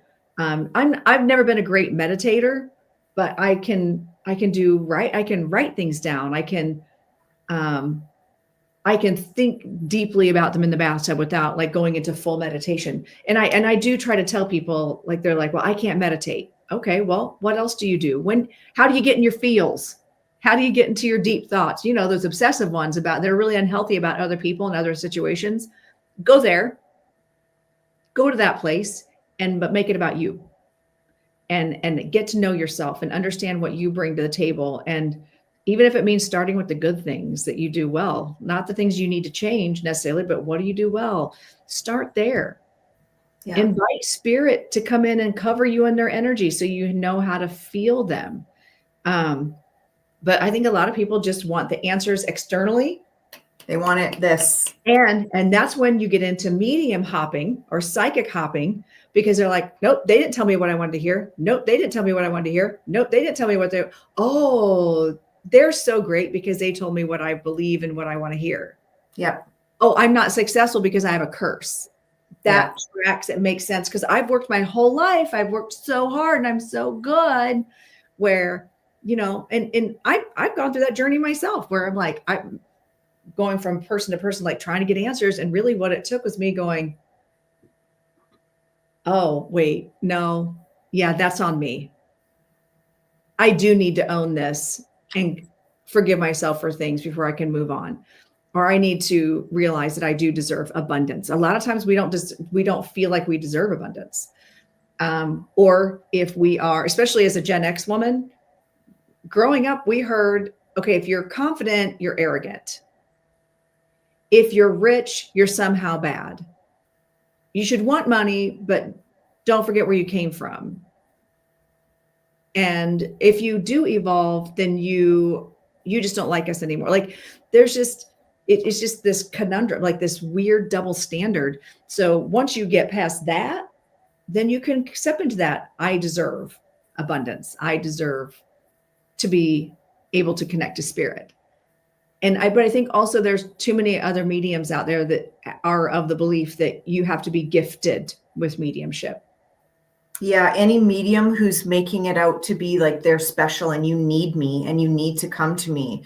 That's a egotistical, codependent toxicity. Right. And I will always say, in a perfect world, if everybody was so empowered and connected to their own soul, we would not need mediums and card readers. We should not all have these professions and these jobs, but that just shows how sort of disconnected everybody is from their own self, and they're seeking that validation outside of self. When everybody realizes they can have those answers within self, we will be abolished. Nobody needs mediums and readers. And a good, healthy medium and reader will always, always, always lead you back to yourself. Always. Always, because that's where it starts. If you can recognize your own energy, you can understand where you are, then you can feel spirit. Yep. You can understand when spirit's trying to give you those nudges, or when you know what you're supposed to do but don't know how to get there. You learn to trust and discern the information coming in because you understand yourself. And I tell people that you have to understand, even my development classes, I'll say step one is understanding what your voice is and what their voice is. If you don't know what you are or who you are, you're not going to be able to discern the difference. So you have to start with yourself. Yeah. You know, It starts with getting real within your own self and discovering your own energy and being honest with yourself about what feels good and what doesn't feel good and what is your truth and what is not your truth. We are so busy in this world tending to this emotional manipulation, tiptoeing around truths and feelings. And that's why a lot of people, sort of like you and I, who are very straightforward, and we're not tangling some version of the truth because I'm going to coddle what you might think, so I should say something else. That's what the world is doing, because there's this resistance within ourselves, because for whatever reason, I'm not enough, or they're going to not like me, or I'm not worthy of this, or they're going to leave me, or there's going to be rejection. And so we're just spinning in all of this tangled energy instead of just being in this truth. But often that being in that truth is viewed in a certain manner as well, as we talked about earlier. Right. Right. Wow. So we have a couple comments over here in the TikToks. Says accepting good and working on your flaws without judgment is the only way to move forward. Very true. Very true. We've had a lot of comments over here. I keep forgetting that. I'm not forgetting. I'm just not very good at like going back and forth. Oh yeah. Yep. People want a yes man. That's true. I find that there are even people who don't necessarily want a yes man. They want to be told how terrible their life is. Yeah. Or they just want that instant, I want to be told something good. And I do want to touch on this yes or no question thing, because this is part of my ethics. Yes or no questions are not answered from any type of divine space. Any type of angels, guides, divinity, they are not interfering in our choice or free will. Therefore, they aren't answering yes or no questions. They're not taking that away. They're not stripping us of our own personal power and our power to choose. So how are they answering yes or no questions? It is BS. It is a red flag. And there is some egoic attachment from the reader that is bringing forward that yes or no answer. And can I get yes or no answers? Yes, but I'm not going to strip the person of their own personal power and intuition. That's what creates the codependency and the toxic link. Yeah, I agree. I agree. And well, and then the people that are coming in and asking those yes or no questions, again, they just want a quick fix. Oh, and they're back the next day. They're back the next day. Should I have a banana for breakfast? Yes or no? Yes or no? Right. And then if somebody's asking me, and I remember when I first started doing, I took a master class with Biddy Tarot, like their whole, and we started with, intuitive, but then we could also do, I was part of their program where we could do readings for people, and they were email readings, and people would ask yes or no questions. And I would pull 3 cards and go, yes, have a great day. And they'd come back with, wait, what? I'd be like, oh, did you want more context with that? let me tell you what the cards mean. But like, ask open. And that's something else I feel like you probably do as well, because you do cards, and you do, when you do readings, if people are asking yes or no question, I mean, how about you just teach them how to ask open-ended questions. Like, okay, am I going to be with, who's my, or am I going to be with this person? Is Jack my soulmate? No. A reader's favorite question. Or am I going to marry so-and-so? I don't know. Are you? Yeah. Do you want to? Does he Do you want to? Right. And I tell people all the time, another good example is like, I tell spirit, do not show me someone's death unless it's preventable and I am needed to say as a warning. Please don't. I do not want that burden. And I'll tell people, well, if I tell you you're going to die driving off of a cliff tomorrow, then I bet you're going to say to me, no, I'm not, because I'm not going to get in my car tomorrow. Yeah. My job is to say, hey, so you got some choices coming up. Same with relationships, same with career. You can always make the wrong decision. Like, you can always go, oh, look, that nice little opportunity came to me with a cute little bow, but I don't have to open it. Yep. We're not here to predict your future. We're here to bring evidence that things are coming in your way, what to look for, how to trust. How to trust. And, I will do relationship readings, but it's more of like, okay, I'm going to come in through your energy. I'm not going to read their ethics. I'm not reading the other person. You can't control anybody else. You can be the most perfect girlfriend ever and do all the right things, and they could be a jerk and never deserve you. At what point are you going to recognize that? Like, at what point are you going to see the bigger picture? So my job is to empower you with knowledge and opportunities and to show you the paths, right? And I know that that's how you function as well. I know this about you. I've seen you read. You'll never just, yes, that's your soulmate. No. And people, you know what? Other people do that. That's whatever. That's on them. That's their gig. They can do whatever they want on their page or in their practice. But just know, I feel like those are red flags. They're complete red flags. Yes or no questions are red flags. Those reconciliation third-party readings are all red flags to me. Mm-hmm. I had this one client who came to my house for a reading. She was local. And I don't do too many in-person readings in my house, right? She comes to my house because she says she's a reader also. And she gets all settled in. And then she goes, it's like everything about her changed. And she goes, I want you to tell me everything that my ex-husband is doing and what that witch of a widow making, taking away the inheritance. Like, she went from pleasant to evil. And I was just like, oh my God, get out of my wine room, get out of my room, get out. And I was like, so since you are also a reader, you're going to understand that ethically, I can't read him. I don't have his permission, nor can I read his girlfriend or wife, nor can I read. And then she's like, well, what about my children? Like, how old are they? No. Agree. And she was, and I had to backtrack because I just really wanted to tell her, get out. Like, that big Leo energy in me was like, how about you get out of my house? And then instead I pivoted and I said, I can only speak to you because I have your permission to connect to you. I can look at the relationships. I can look at I can look at these things, but only in a way that I can empower you. And then even then you have a choice. You can either follow that trail or you can go other. And go find another medium that'll unethically read, because I'm not doing it. I'm sure you've heard me refer to it as like peeping Tom energy, because that's what it is. It's like, it's like sitting on your couch late at night and then you look over and you see someone peeking through your windows.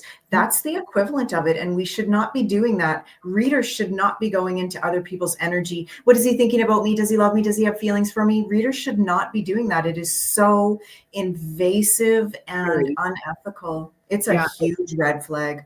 And I tell people, how would you feel? You're asking me to read your ex and tap into his feelings and his how does he feel about you? And what are his intentions? How would you feel if you looked up one day and realized that he had hired a private detective to follow you around and report back to him what he's doing or what you're doing without your permission? Yeah, that's a good one. That's a good analogy.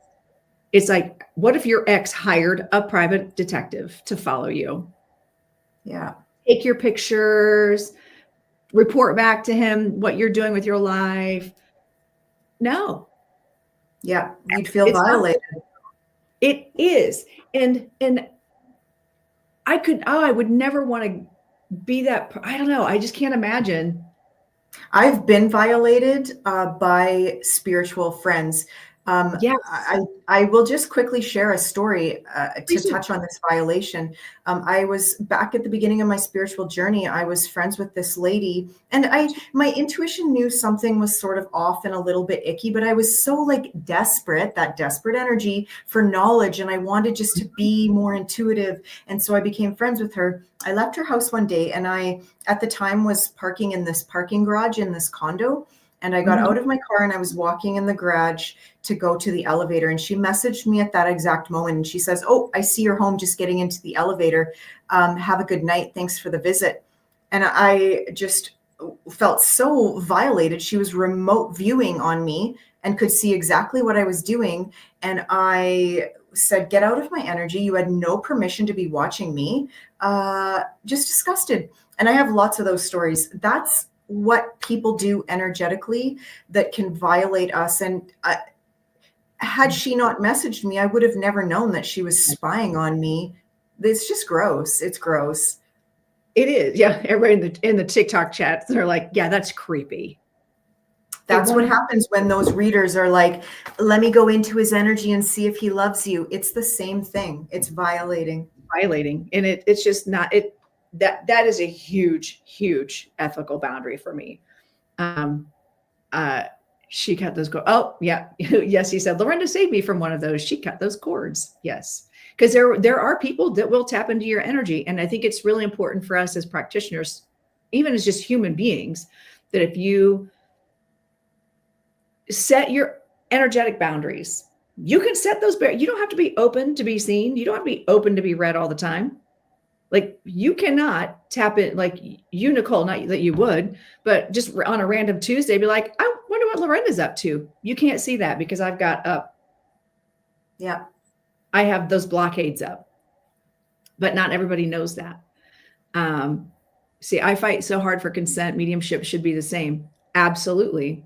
Absolutely. Mediumship should be the same. It is the same. And that's why those mediums who are doing celebrity peaks is complete red flag as well. That's so unethical as well. Yes, I agree. Like if I want to tap into, because I do trance mediumship, and I have had what I believe are people from the past where step into my energy, but I have not necessarily made it all about me or made a public display of it. It's something I just enjoyed for myself. And I was like, okay, that was mind blowing and kind of cool. I'll take that. Thank you, Spirit, for that. Thank you. But it's not something that I just go, oh, I feel Van Gogh coming in. I'm going to go on and like channel Van Gogh. Or, oh, I'm going to bring the Pope in and we're going to channel the Pope and get his messages. I hate that. I absolutely hate that. We'd have no, or like being able to read people that have passed without the family's permission, I guess, like just bringing spirits through and talking about it for the world to see. Yeah, it's not cool. I've completely disconnected and unfriended and all the things, whatever the words are, from a number of people that do that. I'm like, I cannot be part of that energy. Somebody said, Cherry Blossom said, how do you feel about those people who do spells on others?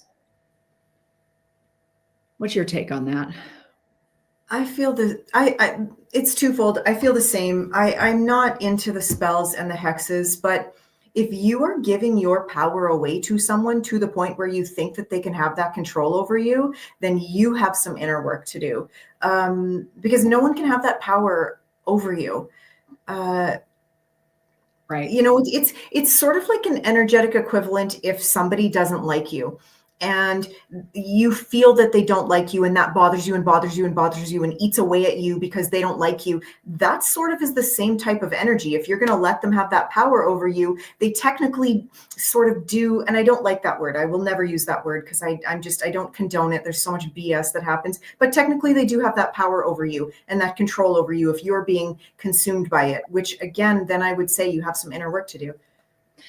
Yeah. Inner work, energetic work, do your own work to clear the energy, and also discernment. Okay. So say we have someone who is maybe a very like, I don't know, that does spell work, or to me, it's just like intention setting, sharing the energy, throwing that energy out. If you have to understand the discernment of like, okay, this maybe something is affecting me. What is it? Is it coming from me? Is it coming from someplace else? And is it someone else? And it can even be like someone else just being in a bad mood. I tell that to empaths all the time, like people who are very, like feel others' energy. Okay, but you didn't have a bad day. Everything is okay in your world. Like everything's going well, but you're in a bad mood because that person is. Do your work. Discern whether that's your energy or not. And that's where, again, going right back to what you said, understanding your own self, understanding what are you generating? What are you bringing in? And then if you are feeling this from someone else, how do you get rid of it? How do you go, oh, that's it would come back to your own choices and decisions. What do I need to do to clear this? What do I need to do to shift this? Not how can I get them to take that spell off of me? No, what do you need to do? Do you need to cut cords? Do you need to clear someone out of your life? Do you need to change your mindset? Do you need to take your power back? Do you need to speak your truth? It will always come back to what you need to do, not what other people are doing to you.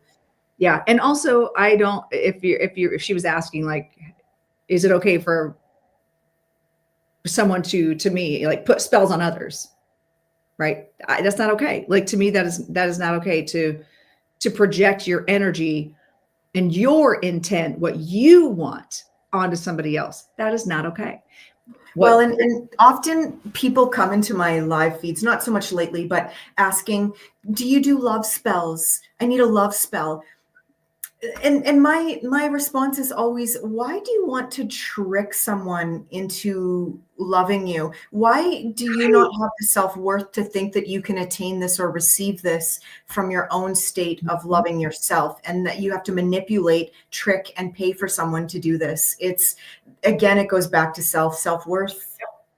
Yep. If you're paying for spells, it needs to be a spell like for yourself to see truth, to see like, and I don't think you should be paying for spells, to be honest, but that's a whole other.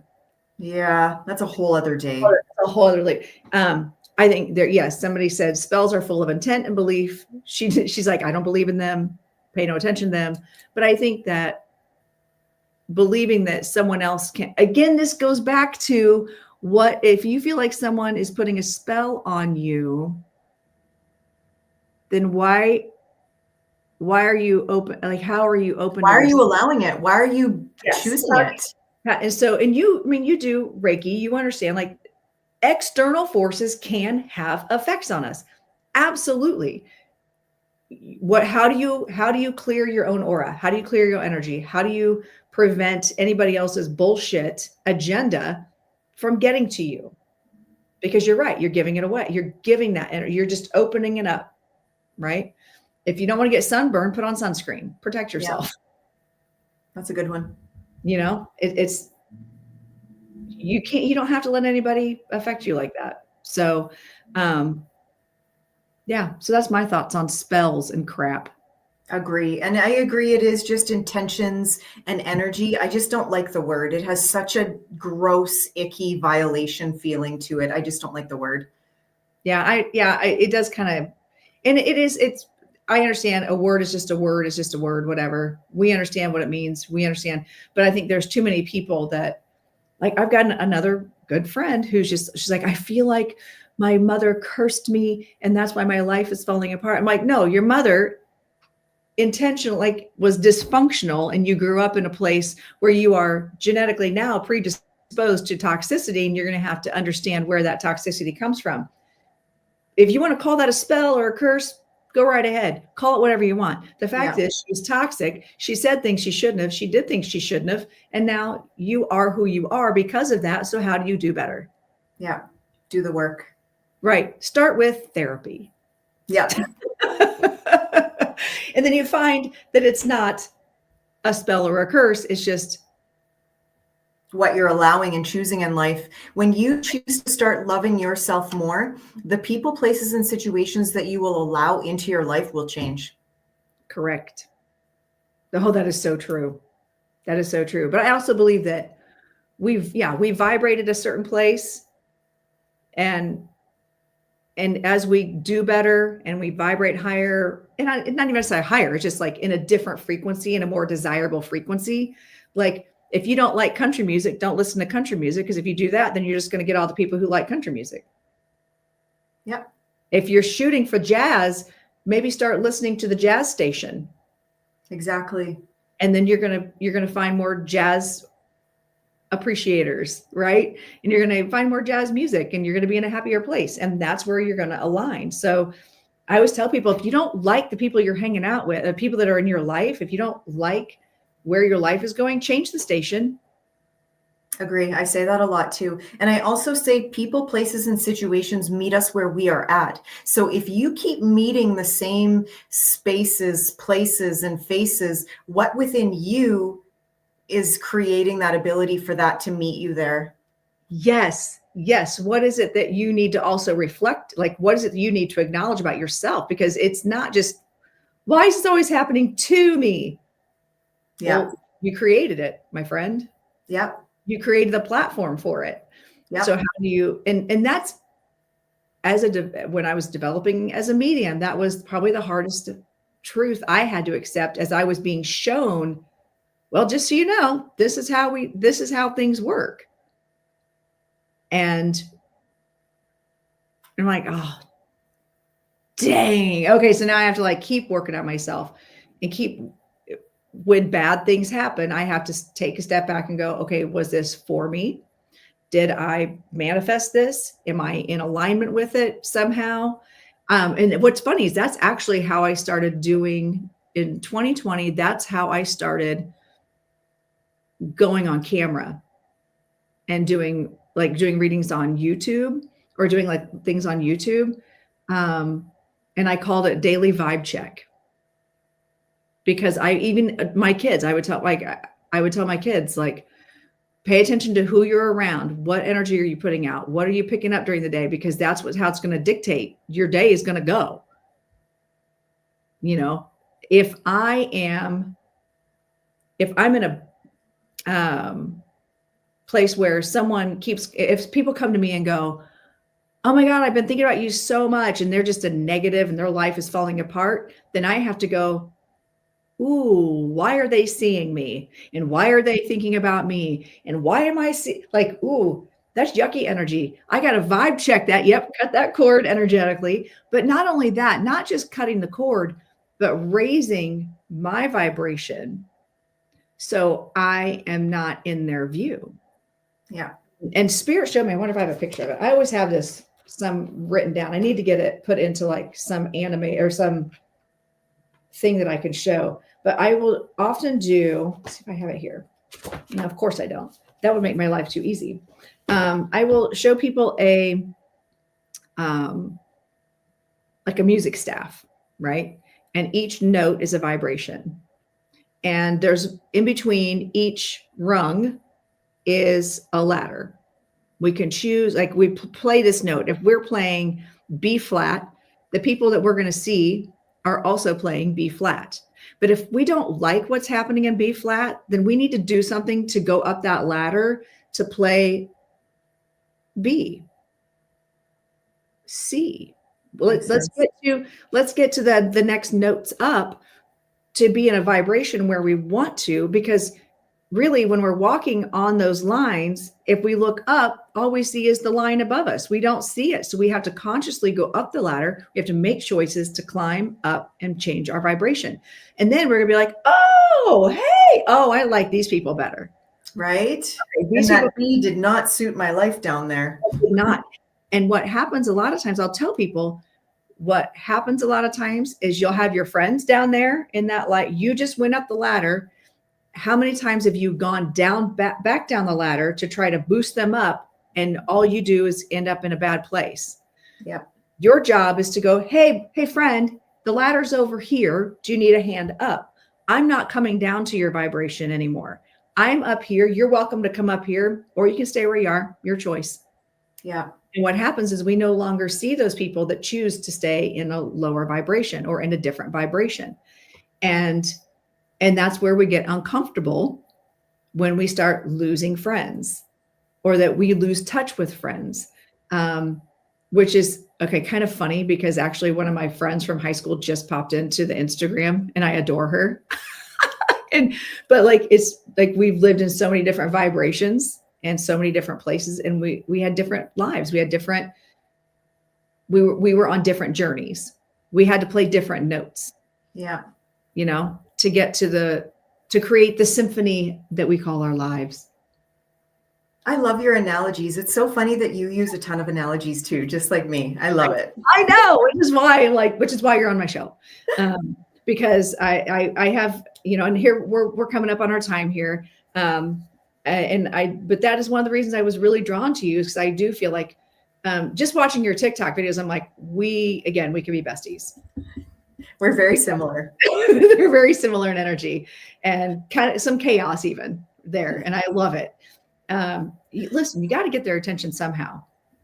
And so, but I just wanted to say, I truly appreciate you taking the time to come on and help educate people, and hold this space with me and share this space with me. Like, I really do admire your work. And so just y'all tell people where we can find you, where they can get readings from you, or tell people where they can find you, and then we'll put it in the notes too. The easiest access to me is my website, NicoleMarie444.com. All of my social media, everything's on there. So That's the best way. This has been so fun. This has been such a pleasure. I'm glad you had a good time. I'm always weary of like asking people like, oh, do you want to come on? And I call it my show because I'm manifesting that. Oh, I'm manifesting. It's my show. Because my husband's like, what are you talking about? I'm like, listen, if I want to go live and call it a show, that's what I'm calling it. You do you. That's great. It's my big Leo energy. I can't help it. It's just, if I want to be a star of a show, I have to create the show. Agree. So, any other final closing thoughts? Any things you have coming up? Any offerings you have coming up that you want to share? Anything exciting that you want to share? Nothing that I can disclose at this point. So I do have some things in the workings, but nothing that I can say at this point. Okay, well, make sure you guys go follow her on all her socials, and you were really easy to get in touch with through your website. So absolutely. So make sure you guys are checking out Nicole, and your TikTok is Nicole Intuitive Medium, right? Nicole.intuitive.medium. And don't mind the hundreds and hundreds of fake accounts, but I have 38K followers, so they can't mimic the followers. So if you can find me on TikTok, I go live a ton on there. Right. So, and worth the watch. Love it, love it, love it. So, all right. Well, thank you so much for coming on. I really appreciate you. Many blessings to you. Thank you for sharing this space. And I'm sure we'll be in touch again soon. This was a blast. All right. Thank you. All right. We'll see you guys later. Thanks for tuning in. Appreciate you all. Bye, friends. Okay. I love it. Love it. Love it.